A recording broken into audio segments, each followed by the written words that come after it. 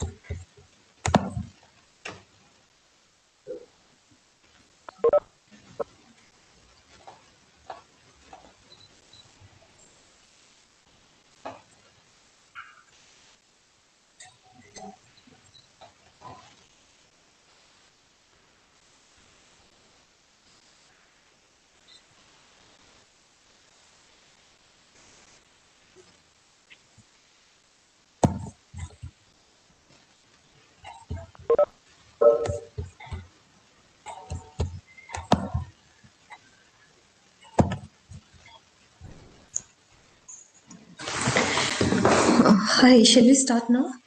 Yeah, okay. Okay, so I welcome everyone for this fourth lecture. So I hand over this session to Professor Prasad now. Okay, so today is the last day of the workshop. Yesterday I gave you some idea of classes.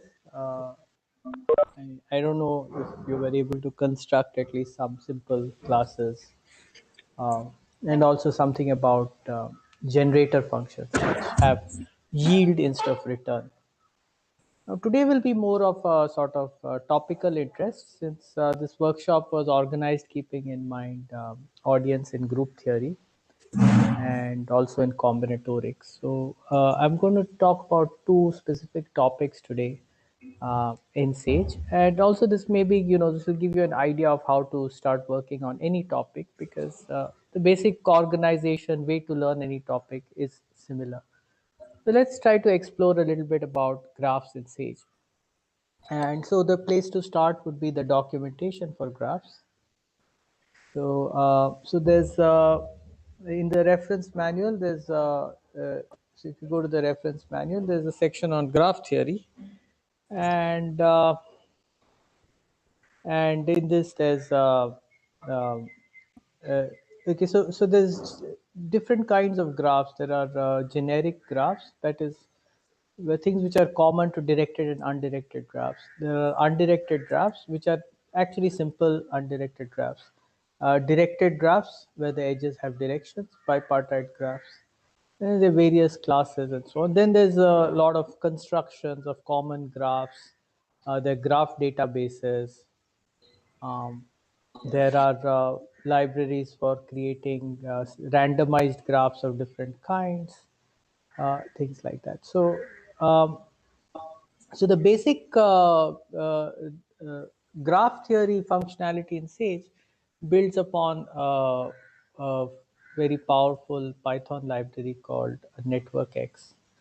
So you may sometimes want to just use NetworkX directly, especially if you're working with large networks and things like that. This is a very powerful library. You can take a look at this also. But let's come back to Sage. So the first thing what we want to do is maybe we want to construct graphs, right? So let's see how we can construct graphs. So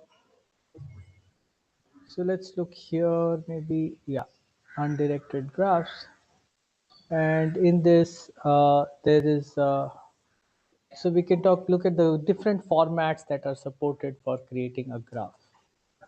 So I'll just go through them quickly, just to make you comfortable with it. So the simplest way that we like to think when we define graphs in a textbook, for example, we would say it's a set of vertices with a set of edges.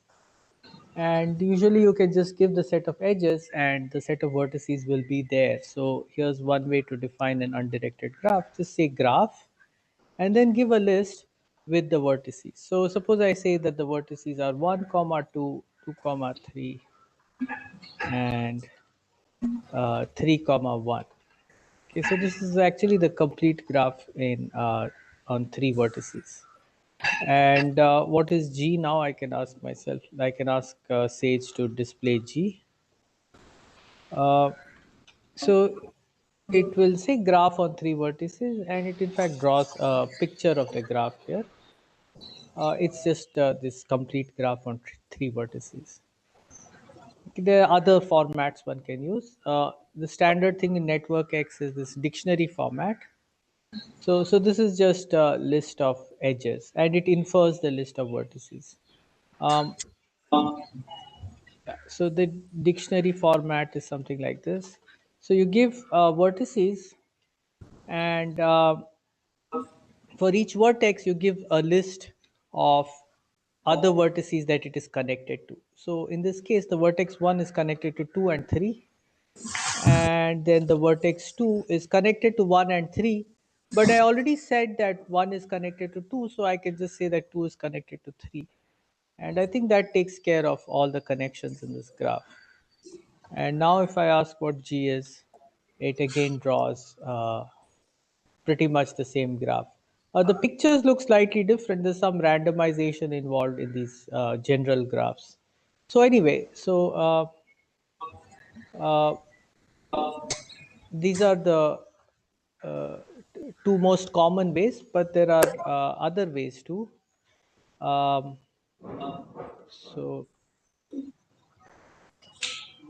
you can just give the adjacency matrix of the graph. So let's first construct the adjacency matrix. So I'll say M is the matrix. Let's say so for this graph, I think the matrix will have will be all ones except on the diagonal. Right? This is the complete graph.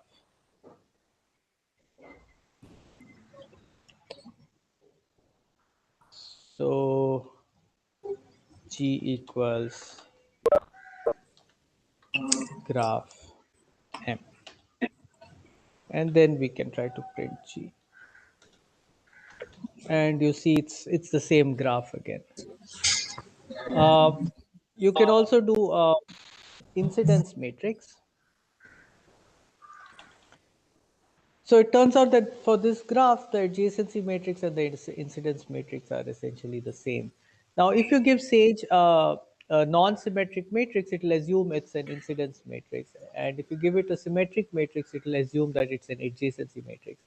But here I want to give it a symmetric matrix and use it as an incidence matrix. So I'll say M comma, and then to force it to treat it as an incidence matrix, we will add a this thing format equals incidence matrix. And let's look at G, of course. Yeah, so there it's the same thing. But now notice that the vertices are 0, 1, and 2. Sage is using a default numbering for the vertices, because when we give the incidence matrix, we are again it's 0, 1, 2, because in these things we're not specifying the names of the vertices, we're only specifying so Sage has to pick the names and it will pick them starting with 0. Okay, and there are a lot of pre-built graphs. So here, for example, I could say, you say graphs dot, and then you press tab. You'll see a list of all kinds of graphs. There's the barbell graph. There's Bidiakis cube, Big Smith graph. Uh, Lots of nice graphs. Complete graph. Some of them require parameters, some of them don't require parameters. Here's what we are looking for. This is a cyclic graph, or maybe it's a complete graph. In any case, let's say cyclic graph 3, and I show G. Then now it's actually arranged it kind of nicely. In these pre-prepared graphs, the positions of the vertices are also given. You can do this using a dictionary of positions. So anyway, so this is so this displaying you can also do explicitly using show, and in this show you can put in various options, including network X options. So you can look at the documentation for network X, and you can also look here for. So for example, I think there's something labels, vertex labels maybe, or yeah, labels equals false if I do. No, not labels. I guess it's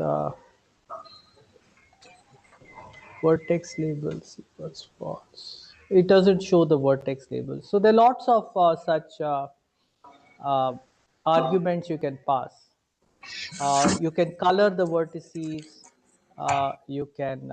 So there's. I think this would be given in the visualization section. Um, and there are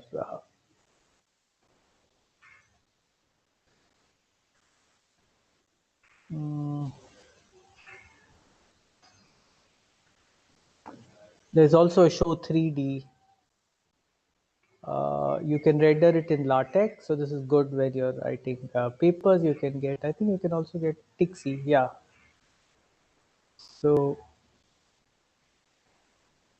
yeah, but now if you can also look at uh, the documentation for show in the worksheet itself. So if I say g dot show, so you will see a bunch of options here. Well, it's not much here. Okay.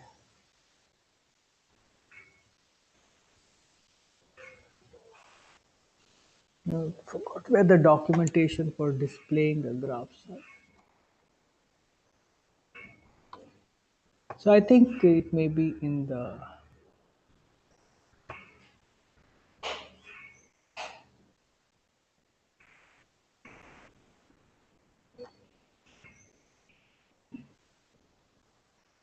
Uh,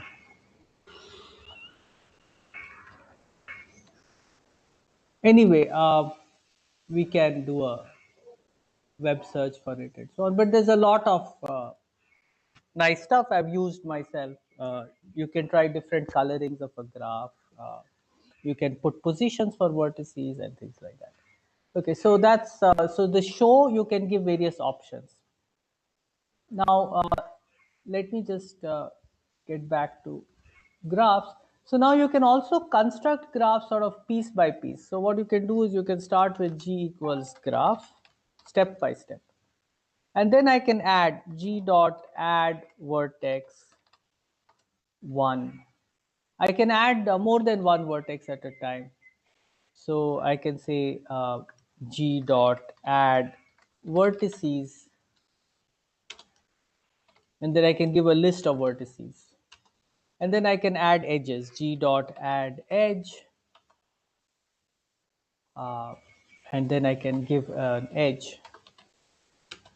And I can also do G dot add edges, and I can give a list of edges.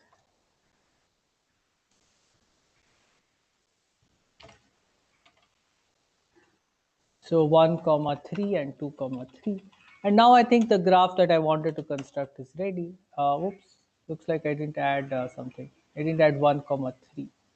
I added 1 comma 2 twice. Anyway, so there you go. It's ready. So you can also do this, and I can now add another vertex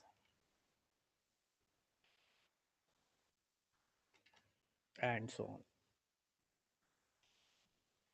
on. Then if you look at G, it has three word an extra word, and then you can add edges and so on. So that's one more way to do it, and this may be useful when you're actually writing code. You may have a loop according to which you create vertices.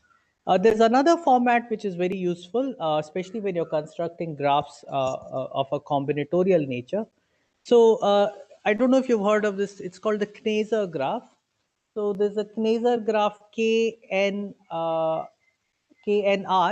So you take all subsets of size R of a set of size n, and those are the vertices of your graph, and you join two subsets by an edge if they are disjoint.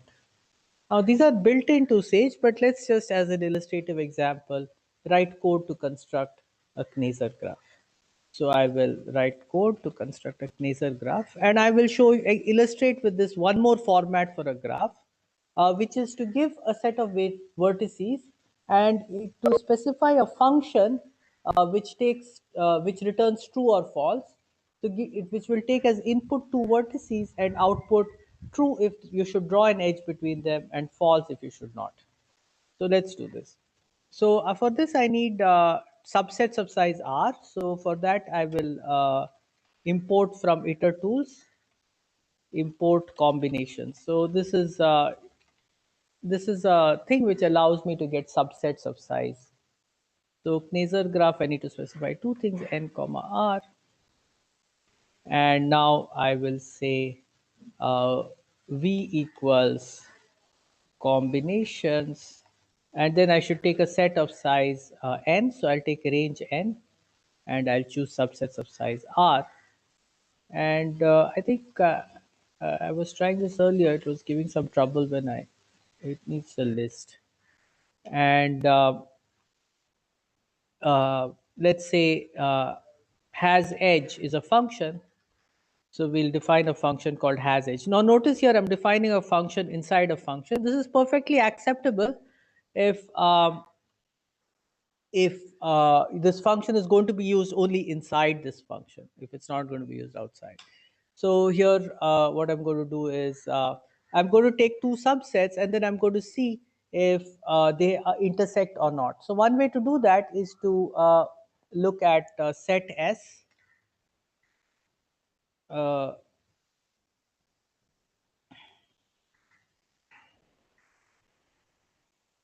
plus set S plus T. So I will take these tuples and I will concatenate them, and then I will look at the set and I will see if its cardinality is 4.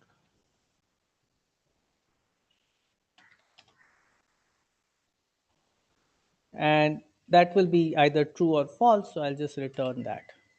Okay, so I've constructed here, let me zoom in a bit so that you can see clearly, a list of vertices which is all subsets of size r, not 4, sorry, I was thinking of r equals to 2 into r. Okay, so I've constructed all subsets of size r, and then I'm checking if their the union is if they are disjoint or not. And now I will say return graph, and now I have to specify two things: v and has edge.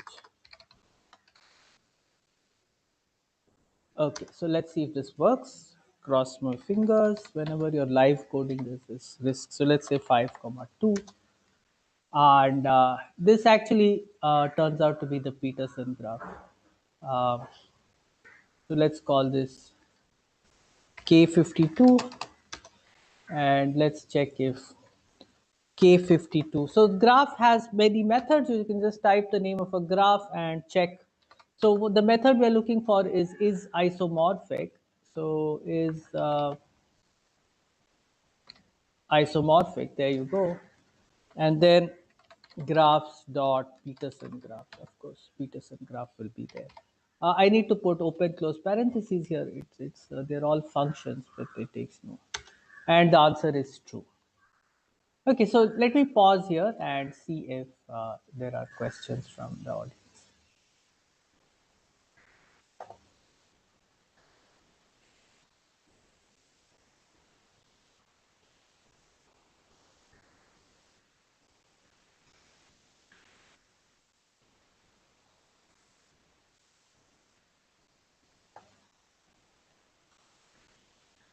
No questions?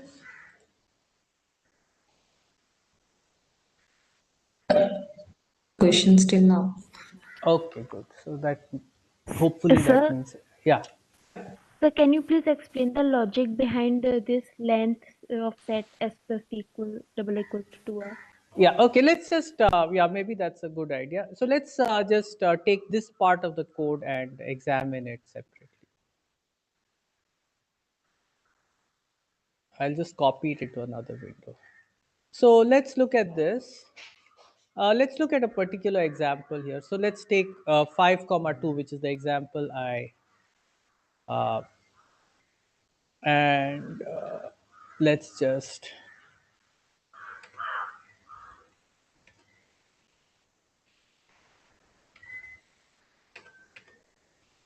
okay. So let's just look at what V is.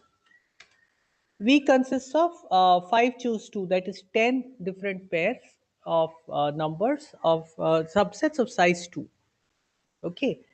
And now, so S and T will be, so now let's look at has edge. Has edge is a function which takes two inputs. It takes two edges. So let's look at what happens when we take has edge 0, 1, comma 1, 2. What do you expect the answer would be? Oops. I certainly did not expect that. Uh,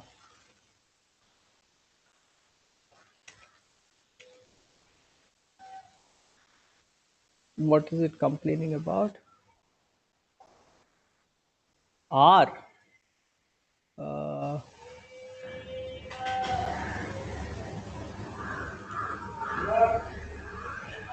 oh, 2 into R. Okay, I should say 4 here because R is not defined. Okay.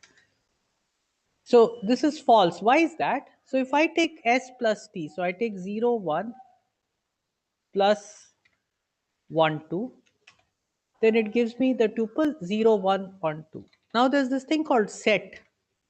So if I take set of this thing, then it just takes this tuple, and then it removes all the repeated elements, because in a set we're not talking about a multi-set, we're talking about an ordinary set, and the only issue about a set is whether an element is there or not. Do not ask how many times it is there.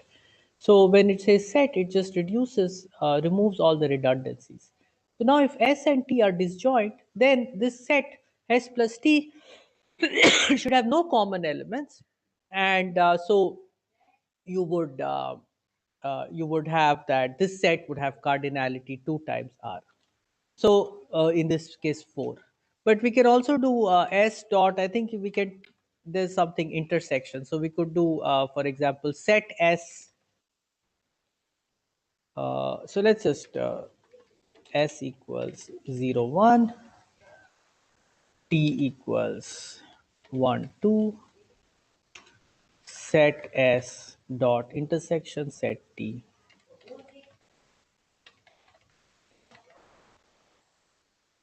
And then we could have looked at this thing and asked for its cardinality to be 0 or whatever. So there are many ways to do this. I just picked this way, which seemed sort of short and easy to do. Is that clear? Yes, sir. Okay, good.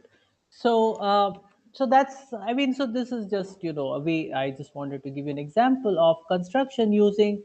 So finally, the key point here is this thing. Okay, this line here.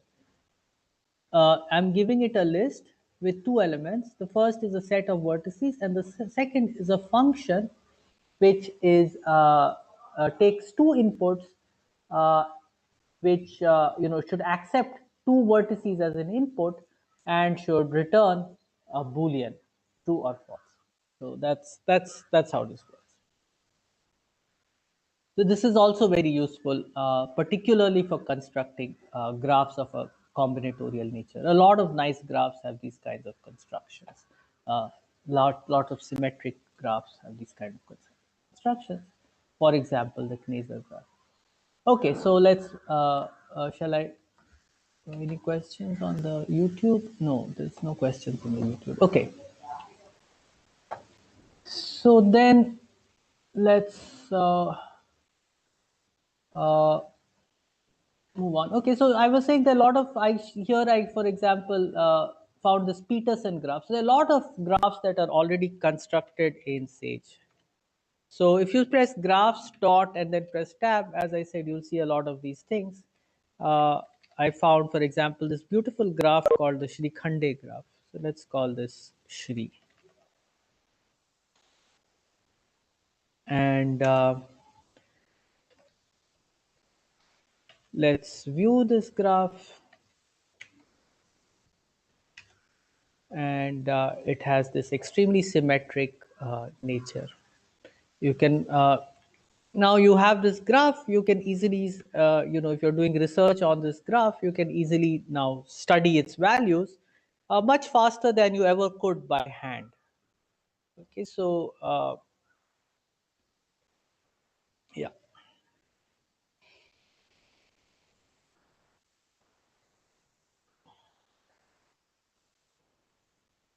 Um, Let me just show you some more nice graphs. So, for example, the dodecahedral graph, the camel case. And there's a visualization, there are various visualization tools. There's a show 3D, uh,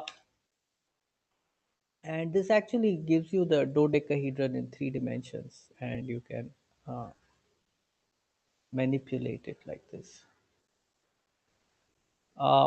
So NetworkX has some amazing graph visualization tools which you can use. There are JavaScript versions of graphs using something, I think you use JS. This is using something called JMol, which was developed for chemistry for visualizing molecules. That's why it looks like these are atoms and bonds. So this uses JMol. Um, okay, so so let's talk a little bit about groups in Sage now.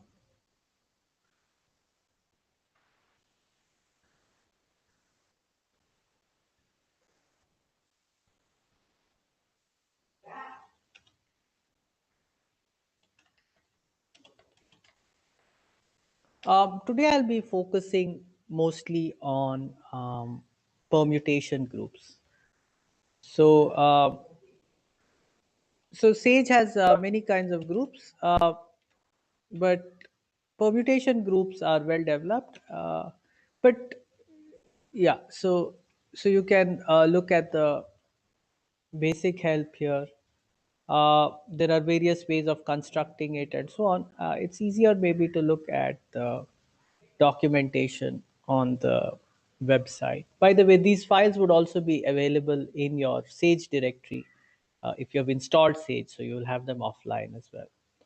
So, of course, you should also look at uh, this is the actually the main documentation for groups. So the first topic there is permutation groups, but Sage also supports groups generated by generators and relations. But as you may know, given generators and relations, it is not even decidable whether the group is a trivial group or not. So you cannot expect very good algorithms there. But there are some things you can do. Then there are also some things called polycyclic groups. I think those both permutation groups and polycyclic groups will be based on gap. So basically, this is a wrapper for gap things. But there's some things which are not really. I believe you can in fact run gap in the Jupyter notebook by just typing in a cell. Uh, if I type percentage gap, no, yeah, no, what is it? Yeah, I don't remember. I think it has to be this. Maybe no. Uh, there was something. But you can access gap things by typing gap dot. Uh,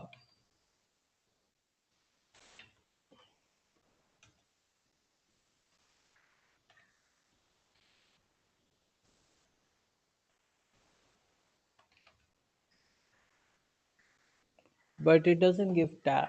Yeah. So there are so many gap. Uh, there's so many gap commands here. So even without installing gap separately, you can use gap from Sage. But there may be some slight compatibility issues in the sense that gap would give data in a slightly different way, and Sage may expect it in a slightly different way. You may need to just convert these things. And these things, for example, this G permutation group or is these are wrappers for gap objects. So let's just look at some ways of constructing permutation groups. Uh, so, so one thing you can do to give a permutation group is, I mean, the only way to construct permutation groups is they are given by generators.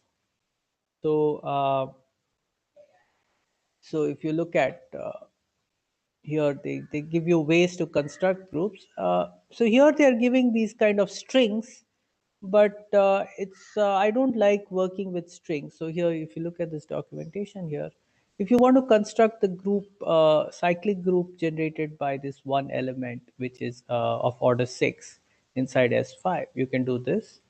Uh, this is the cycle decomposition of the generator. So this is a list of generators. So let's try to do this. I'll just do it in a slightly different way here. So I want to give a list, and this list should have a generator. So what I'll do is I will give the generator as a tuple of tuples 1, 2, 3, comma 4, 5. Okay, let's look at what we got here. Permutation group with generators 1, 2, 3, comma 4, 5. So this is exactly what came out here. Permutation group with generators 1, 2, 3, comma 4, 5. Of course, you're welcome to give the string, uh, this string, but it's much more logical to give this. This is, I think, how it's specified in gap though. Am I right, Dilpreet? Sorry, This what are you asking? in gap, if you want to construct it, you would just give this without any comma, right? No, give with comma. With comma. So I don't know why the string business there. Anyway, so you can generate the group. If you are writing it without comma, this is the single permutation using Yeah. So I'm giving the single permutation here. you are giving So single then you don't give comma, then it is a single. yeah. So but then that doesn't even make sense in Sage in Python, right? Because if you try to do this in Python, Okay. then it will say that 1, 2, 3 is not a function. Why are you trying to evaluate it as a function with inputs 4, comma 5? Oops. No. Okay. So this will not work, and which is why they ask you to see tuple is not callable. So you cannot do this, but in gap you can do this. So Yes, here yes. notice the number of brackets I've got. Okay, so these two things are inside one bracket. Let me show you the other construction. So Then I this is, wonder that if I want to give this T cycle and 1 2 cycle, then how to yeah, give that? yeah. So notice the number of brackets I have. Okay. So both these things are. So now I will give only one. I'll give two elements. The first is 1, 2, 3, Okay. Okay. Then you give and the the another second list. is 4, 5. So let's call this H.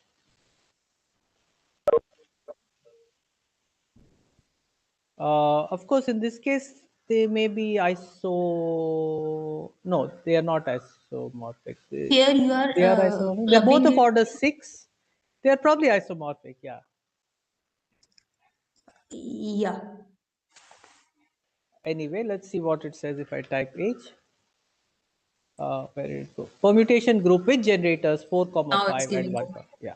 Yeah. But we can check if H is equal to G. What does it say? It No. says true.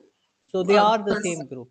Yeah. So this 2 equals is whether checking equality. So H is equal to G even though they are given differently. So somehow Sage is clever enough to say that when you are asking for equality, you're not asking how the groups are given, but you're asking if they are the same subgroup of the same symmetric group. So That's that's, yeah. Um, so that's the basic construction. You just give a list of generators, and this is convenient. You can generate these generators using some Python code if you like. Uh, okay, and once you have constructed your group, you can look at various properties of this group. So G, you can list all the elements, for example. So this would have 6 elements. This is the identity. So it's listing them following the gap convention of using cycle types. So this is all built around gap. Then you can look at, for example, conjugacy classes. It gives us a list. Each element of this list is a conjugacy class. Was there some question? I thought somebody said something. No. Okay. So if I want to know the order of the conjugacy class, it's not, I think the way it computes them, it's not evaluating them. So I'll say len s for S in G dot conjugacy classes, and it will give me, well, this is an abelian group, so all the conjugacy classes are R1. of length size 1. But for example, if I take G to be permutation group generated by two non-commuting elements, maybe 1, 2, 3, 1, 2, 4 maybe, and then 4, 5. Would that be generating everything? You can check the order of the group, it's 24. You can check if it is abelian, false, and then I could run this line here, len S for, and get the class equation 16836. So this is how many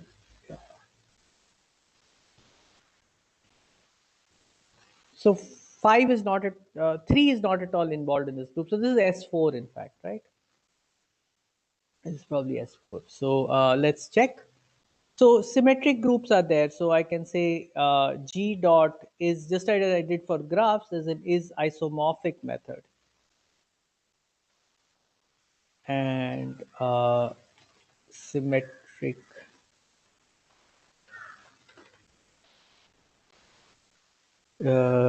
group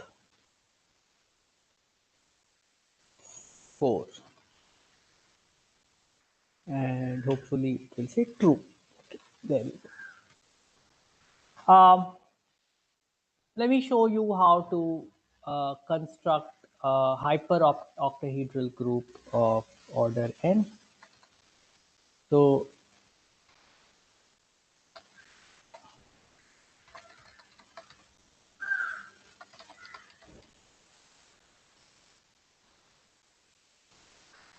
So what is this hyperoctahedral group of order n? So there are many ways to construct it. So one way is that you take a symmetric group of order 2n and take any involution without fixed points. So so let's take G equals, and then take its centralizer. So symmetric group of order 2 into n, and now we'll take W to be the element of G. So here's something which I didn't say. So if I want to construct an element of the symmetric group, I can just give its cycle decomposition. So let me give it cycle decomposition. So that will be a list, and the element I want, let me just create. So the element I want is something like this. It is 1, 2, 3, 4, and so on up to 2n minus 1 to n. So what I want is, I guess, to take 2i plus 1 comma 2i plus 2 into I will start with 0. So I'll get 2i plus 1 comma 2i plus 2. And then I should say for I in range n. Do you understand this syntax, what I'm doing here? So this is a way of running loops inside lists.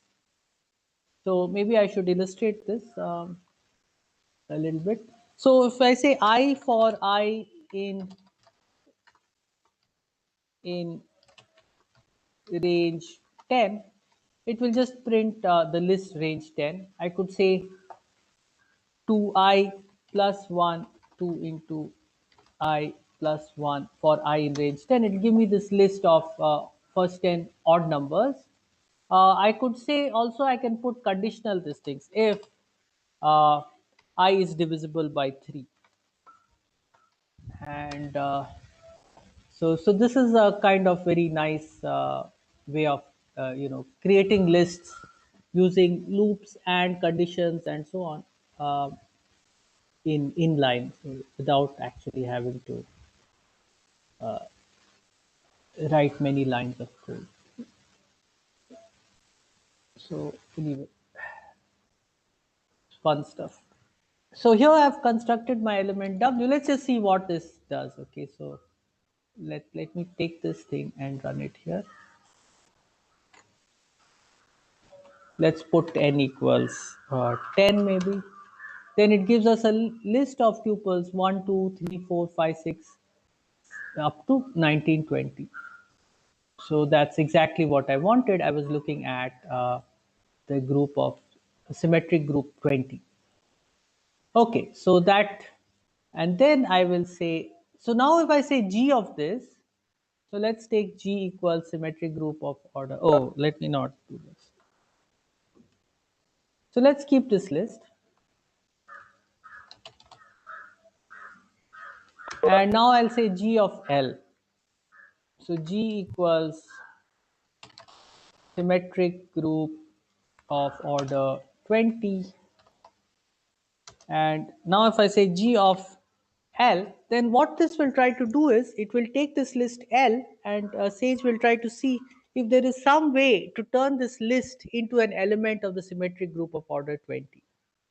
And it will find a way, because it will understand, it's awfully clever, that this is actually an element in cycle, the cycle decomposition of an element. So it has constructed this element that we wanted. So this is what this line of the code here is doing: G of this list. Okay, and then I will say return G dot centralizer of W. Okay, now let's see if this works. So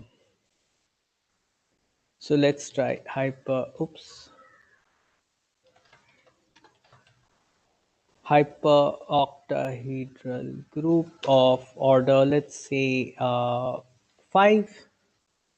Let's call it H5. And let's look at H5. What is the order of this group? It's 3840. Now, what is the order of the hyperoctahedral group? It's 2 to the power 5 times 5 factorial. So let's see what is 2 to the power 5 times 5 factorial.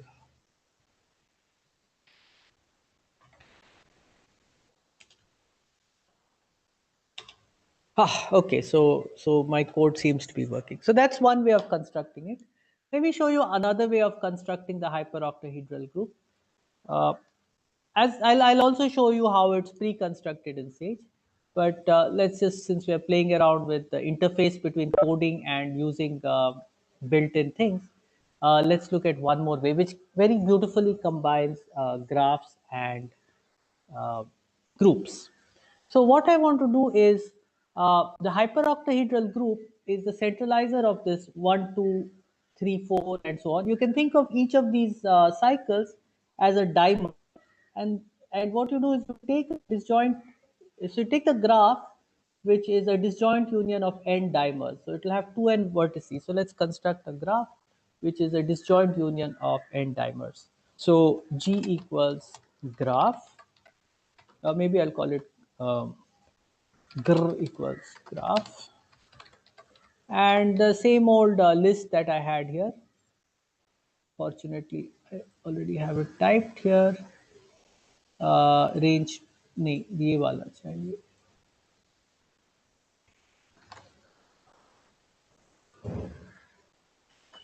So, and let's just keep it as 10 for now, and let's see what this looks like. Graph on 20 vertices, it's not displaying it by default. Plot or show, both of them give it. And you can see it's got 10 dimers, right? 1, 2, 3, 4, 5, 6, 7, 8, 9, 10. So it's got 10 dimers. And now I can do automorphism group of this.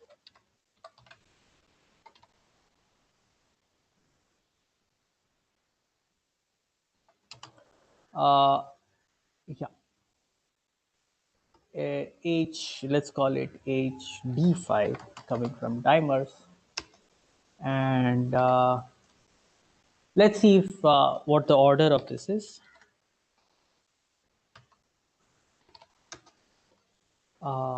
Okay, maybe Yeah, so this is oh no, I want for 5 only, right? That's what I was doing, not 10, because it's doubling. This is inside S10. Yeah, and it's 3850. Just to get a pakka confirmation, HD5 uh, is isomorphic to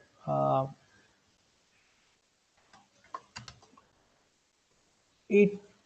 It's true. It took a little while for Sage to figure that out. If you ask if HD5 is equal to H5, I'm not sure what it will say. Not, oh, shoot, I messed it up. I assigned HD5 to HD. I need to say equal to equal to. And it says false. They're not equal, but they are isomorphic. And why are they not equal, may I ask? I think it's because of some numbering issue. Mm, Actually, I'm not sure why they're not equal. Maybe it's created it differently, probably different generators. Let's look at the generators. So H5 dot, you can look inside the graph using these methods. So H5 has these generators, and let's look at HD5 ka generators.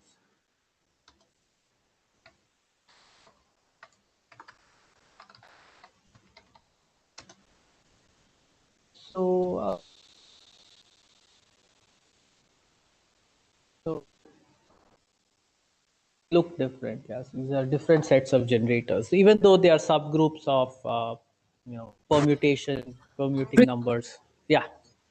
Amri, on YouTube, somebody is asking you to explain GL once. Yeah.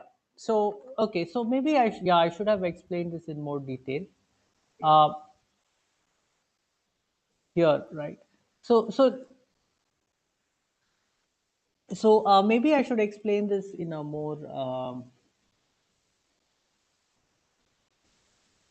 So this group G, okay, what kind of thing is it? Symmetric group, for example. It is an object, but it is an object which contains elements. So it's actually a parent for some elements of some. So it's a kind of class which contains elements, much like the class of permutations. Okay, and so if you want, so I can create this list here L, and I can, it's a perfectly good list. Nobody can complain about it. But I want to think of this list not as a list. I want to think of this list as an element of G, as an element of the symmetric group of order 20. So this GL just does that. It coerces this list. So I told you earlier that Sage has this coercion framework. If something, it will try by itself to see if the data that you have given fits into what you are trying to do with it. So when I say G of L, it is asking Sage to kind of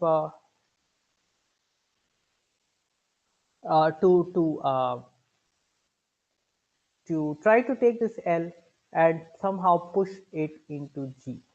The same thing, it's not very different from what's happening when I'm defining a graph or a group or anything. So this graph is a class, and I've given graph and I've put brackets, and inside I've given something.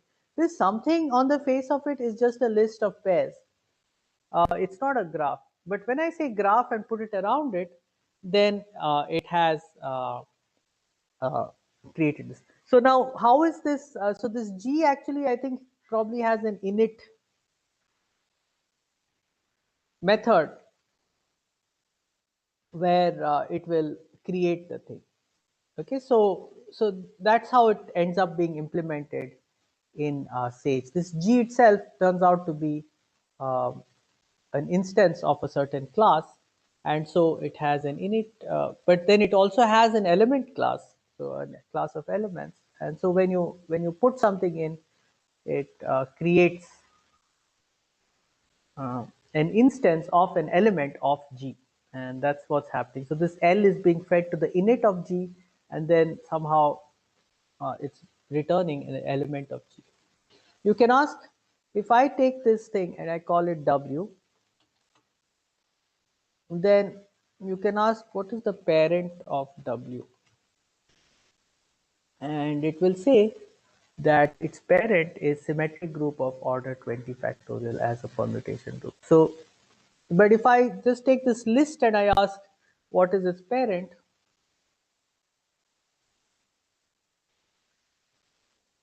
its parent is the class of all lists. So this W and L are two different creatures. This W will come with all kinds of methods which will not make sense for lists. Okay, so for example, you can ask what is the conjugacy class of W, and you can ask what is the size of the conjugacy class of W, and so it's changed from a humble list to an element of the symmetric group. You can multiply W with itself, and you get the identity. So all this, here's an example of a binary operation defined for an instance of an element in a class. So I think it must be having a method called mul. Yeah. So that will multiply.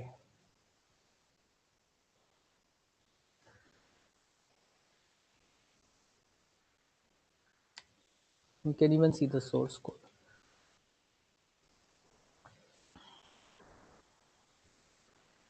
Okay, so I hope that clarifies what is happening. And why did I need to do it? I needed to do it because here I'm looking at the centralizer of W. If I don't know, maybe the coercion would do it itself. What if I try? Anyway, you can try without putting the G and see if it works or not. But properly, you should feed it an element of G. And so this makes this thing into an element of G.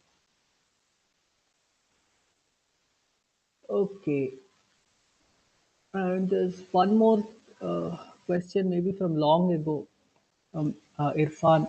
Suppose that we are given with a set of generators of a symmetric group consisting of transpositions. Can we write an element of the group as a product of so like the word problem? So that is not something that permutation groups do. So once you give a list of elements, so we can try a little experiment here. So suppose I take G equals permutation group uh, 1, 2, 2, 3, and this will give me actually let's say S4, 3, 4.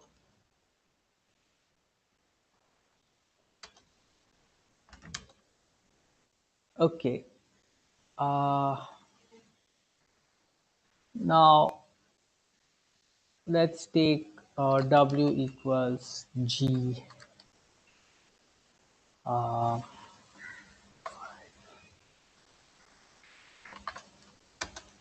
no, maybe I should take 1, 5,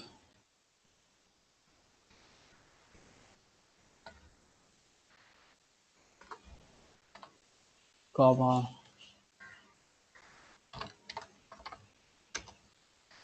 hmm,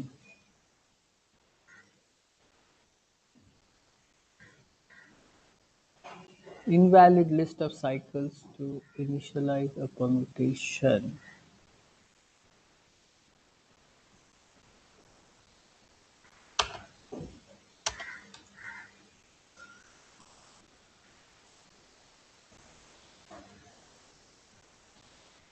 Hmm,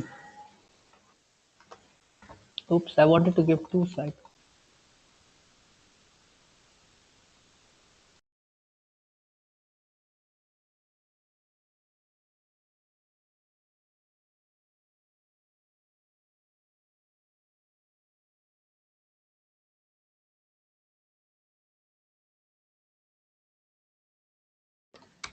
Okay, this is just something simple. Probably forgot.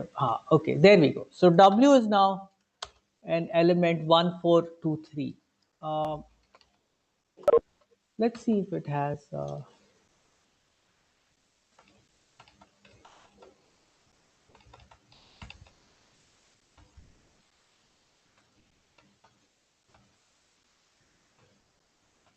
There you go.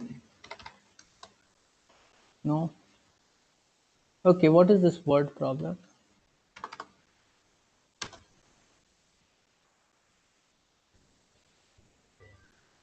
Oh no, this is to tell whether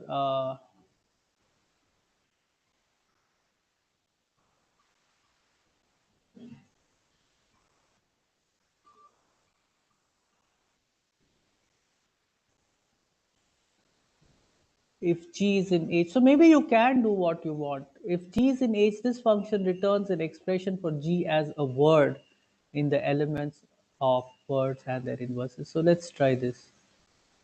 So let's look at an example. G equals this permutation group, G equals word problem. You need to give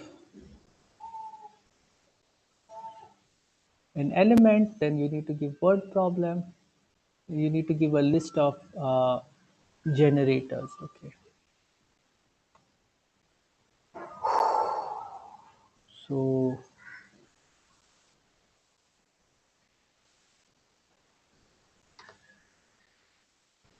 G dot gens.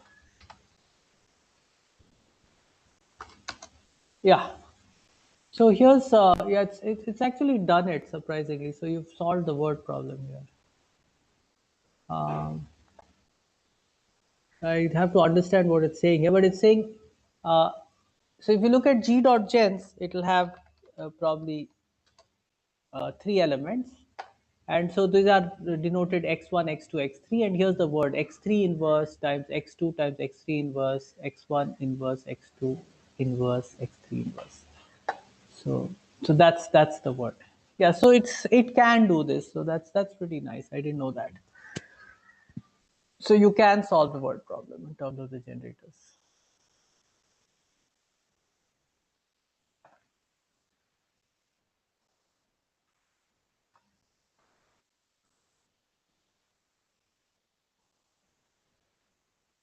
Okay. But we can also construct this hyperoctahedral group. So we were on the topic of this hyperoctahedral group, right? So I had shown you two constructions. One is using purely group theory, that is, you construct it as the centralizer of a certain element in the group. The other is to construct it as the automorphism group of a graph. Uh, let's see. So there's this feature called structure description, and it gives you some sort of description of the group, but it says that this group is C2 times an extension of S5 by a fourth Cartesian power of C2. So that sounds, is it really? I thought it was just C2 cross C2 cross C2 cross C2. It's one more. Okay, it's I'm doing something weird. Yeah, I think this group is the demi hyperoctahedral group, and this is yeah. Not sure. The 3850 which we calculated to be the order was correct. So I'm not sure why it's giving it like this. I would like to think of it as C2 to the power 5. It's C2 Reeth S5, so it's C2 to the power 5 and S5. But it gives you some hints as to what the group could look like. I think there's also an group ID. So there are databases. Okay, gap error. Okay, groups of size 3840 is not available. So for small groups, there's a library in GAP called Small Groups Library, and each group has an ID. So maybe we can try it for something smaller. Dilpreet is actually much better at these things than me. So this small group library works till order 2000, I think so. Yeah, so let's try H3. I hope that hyperoctahedral, I think that will be small enough.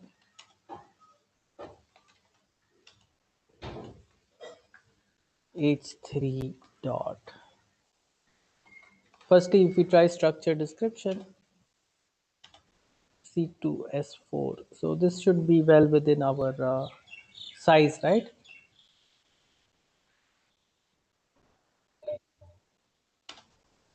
So it's a group. It's the 48th group of order 48. That's so. This has a is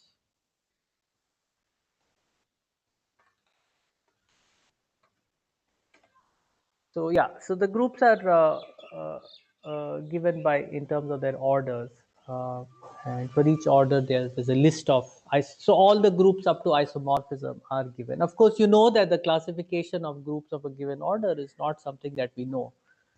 We know simple groups, but then the way that groups extend each other and so on is very complicated, and so we don't know. But up to some, there's a database which keeps groups up to order 2000, is it? Order So 2000 except 512 and 1024, those that's power right. big Two powers of two. groups are very hard. Yeah, we don't have a classification of groups of order 512, in fact. Yeah. So We hear one more question in this chat on WebEx only. So Ayush uh-huh. is asking that some commands he is giving some example G dot class are not working for finitely presented groups in That's Sage, right. but they do work So in Gap. they only work for permutation groups. So maybe you want to turn it into a permutation group. Okay. So there's a way to turn a finitely presented group into a permutation group sometimes. I'm not too familiar with that. But see, the algorithm, these things can only be done if you have a, see, if you're just giving the generators and relations, there's no general algorithm to do this, if I'm not mistaken. You cannot, so you have to express the group in a different way. Uh, so one way is to express it as a polycyclic group, in which case you have algorithms. The other is permutation group, in which case you have algorithms. So yeah, you may have to mess around a bit to figure out how to get your group into one of these acceptable formats. So, but it works in Sage for in Gap for finitely presented group, is it? So then maybe Gap is somehow automatically converting it. Not so sure.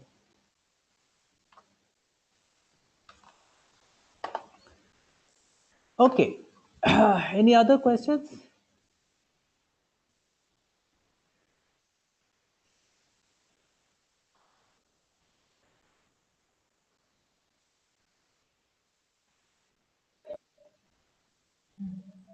Okay, looks like I. Okay.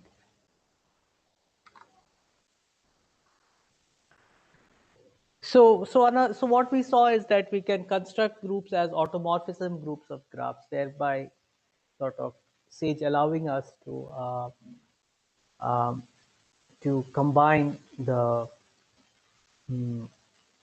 functionality of gap groups and network X graphs.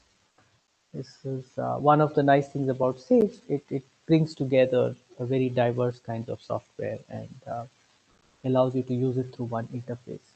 They didn't rewrite everything from scratch, but using a lot of things that are already there.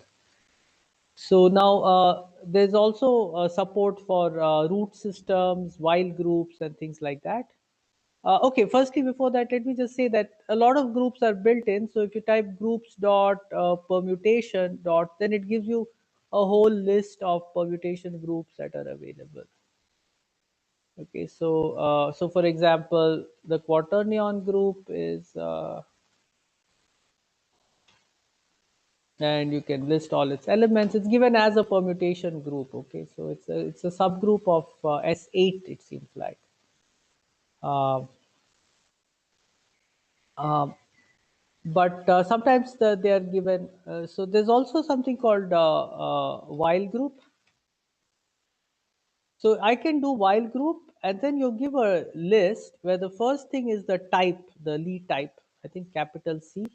And if I say capital C5, then that is the hyperoctahedral group in S10 that I was looking at earlier. So if I call this capital W, then capital W dot order is 3840. W dot is isomorphic to H5. Okay, it had to think a little bit. Let's look at W dot. So there's a way to get elements of the group. Let's look at what an element of this group look like. So usually this will give, in some sense, I guess the programmer chooses what element this gives. So this has given me a matrix. So this is not stored as a permutation group. It's stored as a matrix group. It kind of makes sense because one of the ways of let's just look at a smaller one, C2 perhaps, and let's look at all the elements of W. So there are all these uh, 2 by 2 matrices with entries which are uh, permutation matrices, but you also allow -1. So every row has at least at most one has exactly one non-zero element, and every column has exactly one non-zero element, but that can be +1 or -1. So this is a more natural way of thinking about while groups of type C. So this is a different representation, and if you want it as a permutation group, you could say W dot. I think there's a method called uh,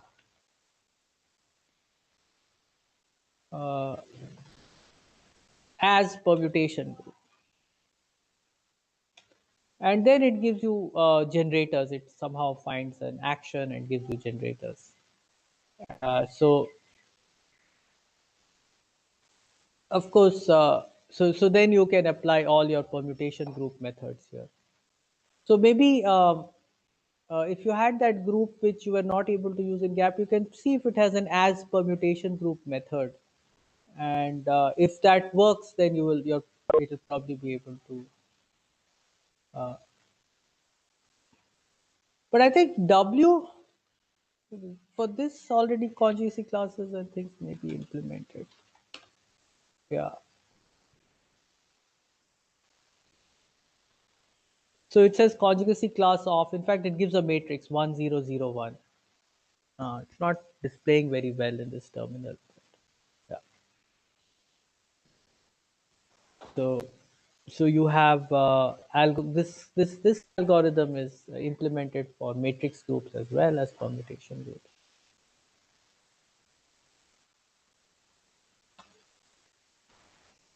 Okay, so what? There anything else? Yeah. So let's just now look at the auto. We have this.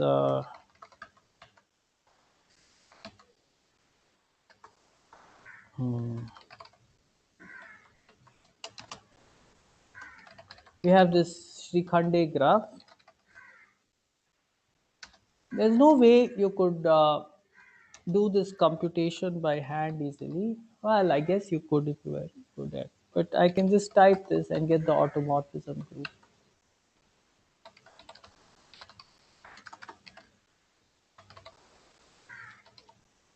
And call it G. And it's a permutation group. It's quite big. Huh? It's inside S15. It looks like. The Shrikhande graph has how many points?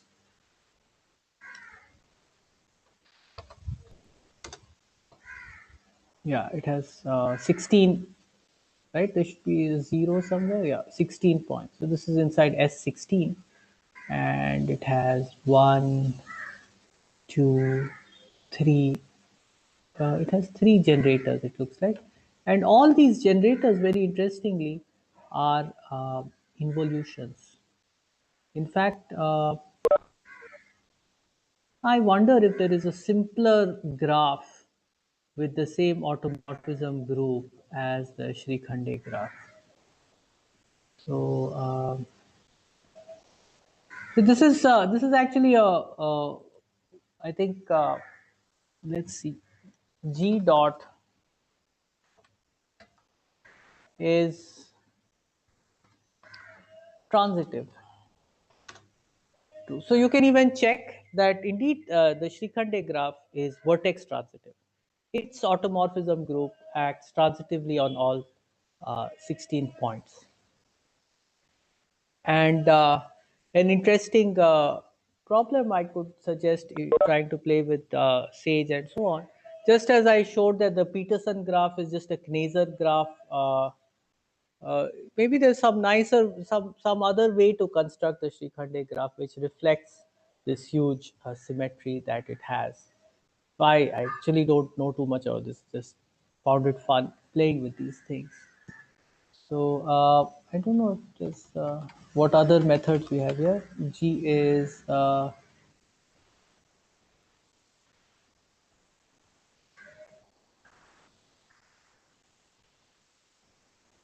yeah. So there are methods. If you can check if the group is. None of them seem too interesting. I don't know what some of these mean.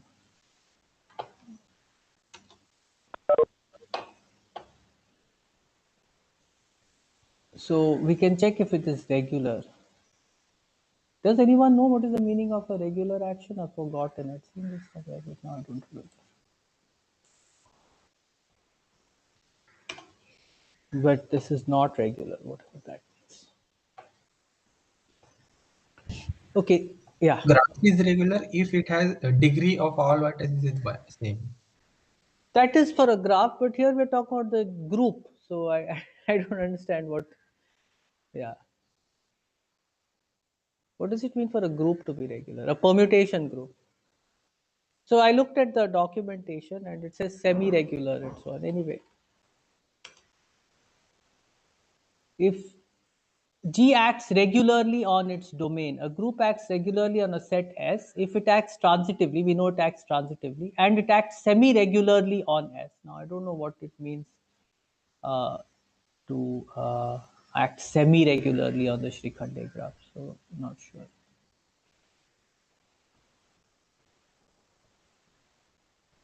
Anyway, so you can see that just fooling around with these things is a great way to also learn some new mathematics. Perhaps you will also learn the things become much more concrete. Okay, I think I didn't really have much else to say here. Uh, You can look for conjugacy classes. You can look for structure decomp. But the structure description is at least you need a higher skill level than me to get too much out of it. So it's a C4 cross C4 colon D6, which means that it's an extension of D6 by C4 cross C4. But we don't know if it's a semi-direct product or if it is not a. If even if it is a semi-direct product, what is the action? Oh, that is not clear. Uh, Usually this double dot means semi-direct product. If it is something Semi-direct, but else, then it then it doesn't. gives that single dot. Oh, Uh, okay, okay, thanks. This is a okay. gap thing, right? Yeah, it's a gap thing. But can we find out what the action is? That is bit complicated. I asked once on this stack exchange. Their Uh-huh. Hulpe written has written some way to find out that action, but it is not Okay. very straightforward. No, even in gap, there is no straightforward command to get that action. So, but Uh-huh. there is a way to figure out. Okay. So Okay, yeah. so we have some questions on YouTube. Ajay Kumar Nair is asking that how effective is Sage with infinite? Say, for example, we want to find index or something like that. Oh God, I don't know. Is it even something that you can always do? I guess there are some algorithms of finding index. You have what you have presented, finitely presented group, and you want to. Hmm. I haven't seen that. Well, all I can say is play with it and see. And of course, now you can clarify the action is transitive and free, perhaps, maybe. So then, of course, the action of the Shrikhande group automorphism is probably not free because there are symmetries which fix a point. So, yeah, maybe. No, what is free action? What do Free we? means fixed point free, I suppose. Okay, fixed point free. Okay. But transitive is anyway fixed point free, right? No, transitive means there's only one orbit of points. An orbit. Okay, but okay. So if it's transitive and fixed point free, then the order of the group is the same as the order of the set, the cardinality of the set. Transitive graph, transitive group action can have fixed point. Yeah. So like, for example, this Shikande graph automorphism, just take Sn acting on the complete graph, right? So that's transitive. And of course, oh, you're saying global fixed point. Yeah, yeah. Global That fixed point, sure. I mean, if you just have a normal subgroup which acts trivially and so on. So transitivity has nothing much to do with fixed points. You can just, for example, take a group with a normal subgroup and take a pre-action of the quotient. Then the normal subgroup will act trivially on everything. So yes. yeah,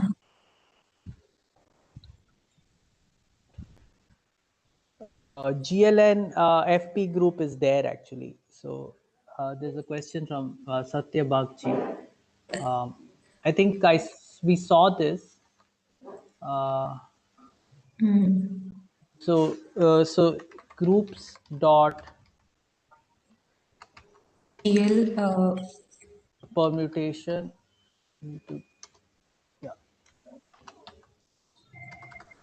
GL PGL is there. Why is no GL there?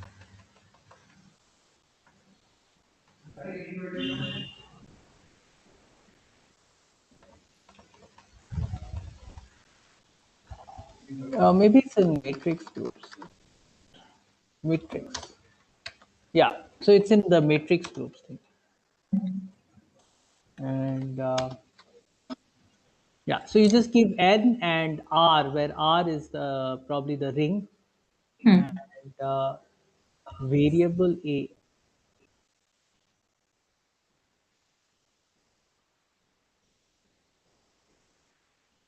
It's using to represent a generator. So if you're working with finite fields, you can give a generator of the finite field so that you can, actually construct elements and so on. So let's try that. Uh, GL 42.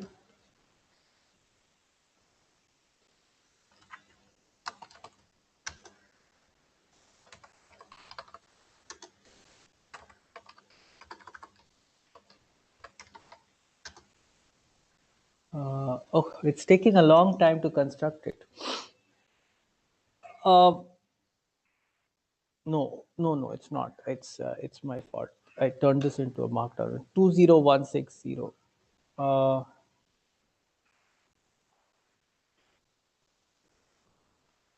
what is? Isn't this group supposed to be isomorphic to A? This was a killer problem in Alperin and Bell, I think. Is isomorphic alternating group of 8 elements. Yes. So this I remember when I was when as a student, this was a problem on the assignment. This is very difficult. Some students managed to work it out jointly. Anyway, just check it with Sage. So GL2 is isomorphic to A8. I wonder if you can get.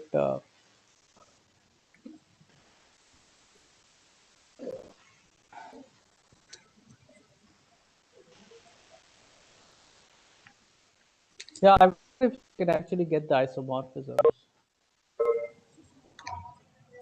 So anyways, you can do matrix groups over finite fields, over infinite fields, or I think. uh, oh, but then I'm not sure what you can do with them. Yeah.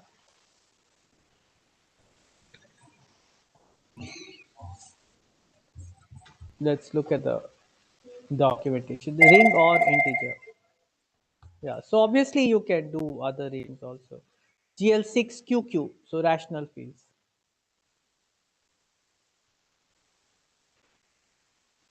You can compute KD graph.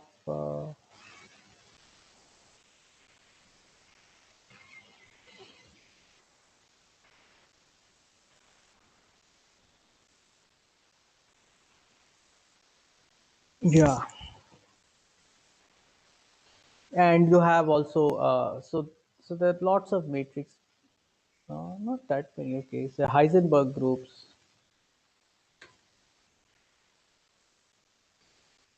So I guess if you give no parameters, then it just gives the usual three-dimensional Heisenberg group.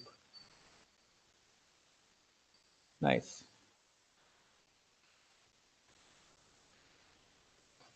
So this should be a group of order 27. Yes.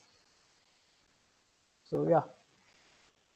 So I mean, I guess what point is that I cannot tell you too many things in a 4-day workshop, but I hope I've told you enough to make you feel comfortable with experimenting.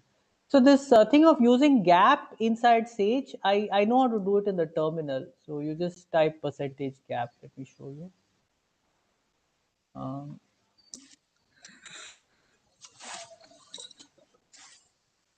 so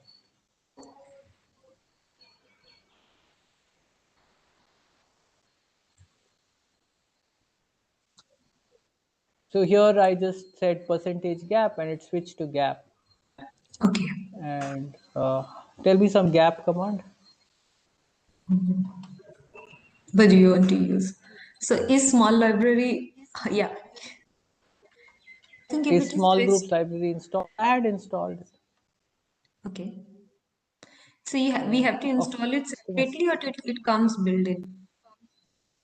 gap is built in. Small group library maybe you need to install. Okay. So now if it is shifted to gap, then equality, yeah, equal should not work. So it will come that double Oh, dot. Yeah. this? Yes, this should See, work. it's not at all used to gap. Okay. But yeah, I don't know. It's like small groups, is it? Yes.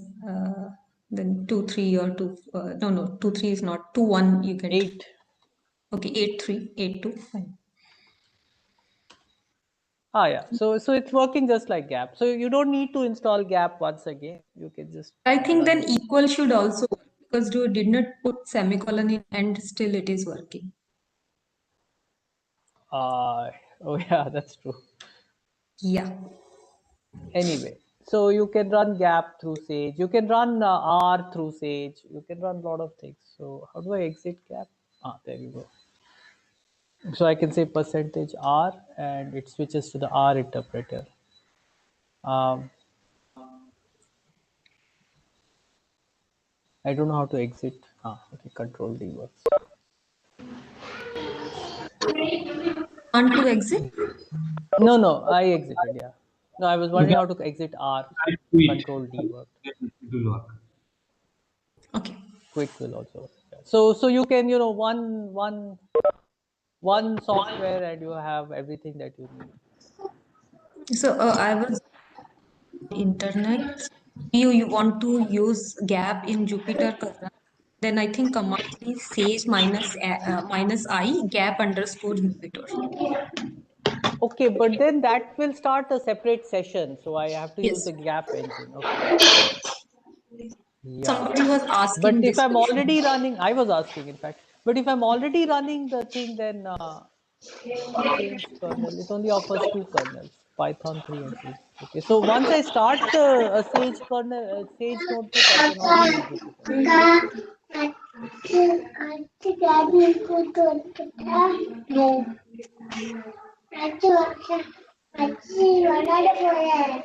யாரோட It seems like we have some very young students here. No. No. யார் போய் கூட்டிட்டு வருவா Okay. கொசு Any more கடிச்சாடா questions? இங்க வாடா கொசு கடிச்சு ரெட் ரெட்டா இருக்குடா Can't see this.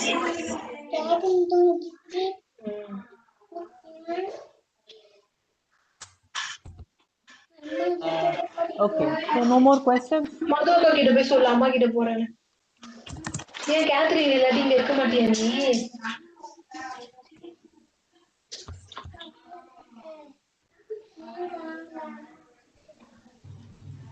Madhu Madhu convent என்ன சொல்றாங்க கேளு. Somebody needs to be muted, I think. Yeah, but I can't mute if someone is speaking. Oh, okay.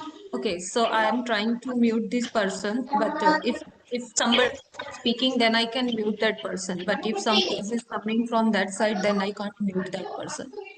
Hi, Jayashri, can you please mute yourself? Okay. Anyway, we are pretty much done. So, I thank you very much, Professor Amritanshu, for a nice series of these lectures. Now I hand over the session to Puneet Sharma, Head of Department of Mathematics at IIT Jodhpur, to formally thank speaker. Thank you, Dilpreet. It indeed has been a very interesting and useful workshop for our audience. On this occasion, I take this opportunity to thank our speakers who have agreed to spare their valuable time and share their knowledge with our audience here. I also thank our tutors who provided knowledge on hands-on experience and helped the audience in better understanding of the subject. I'm sure this whole experience was indeed very beneficial for the students involved. I thank you for taking up this workshop and playing a leading role in organizing this workshop. I finally thank IIT Jodhpur for their support, motivation, and their support which made this event possible. I'm sure students will be motivated by this, will use this software for their further research, and we will sure meet them at other platforms in near future. So thank you very much. And with this, I hand the stage back to Dr. Dilpreet. Thanks, Dr. Sharma. So any participants want to say something? Because we are ending this session. Anyway, we are having today evening at 3 p.m. Any participants wants to say something?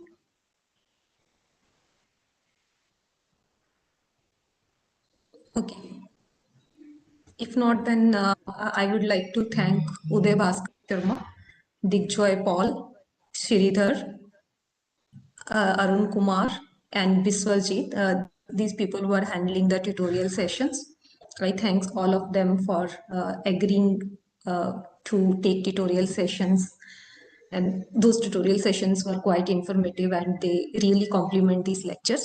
I thanks Professor Prasad for this nice series of lectures, and these lectures will be available on YouTube all the time. And at last but not the least, IIT Jodhpur for the financial support for this workshop. Thank you, Amritanshu, for this workshop. and I think we should all thank Dilpreet for coming up with the idea of this workshop and then organizing it. I think this has been a good experience for me, and I'm sure that most of the participants have benefited. So let's thank Dilpreet for this. Thank you, Professor Amrit. Thanks. Okay, so we are still meeting today evening for tutorial session at 3 p.m. Yeah, I'll share the worksheet and the problems shortly on the group. Okay, so thanks everyone. So goodbye. I hope that we'll meet somewhere again in some workshop, because mathematics is anyway a small world. Okay, bye. Wow.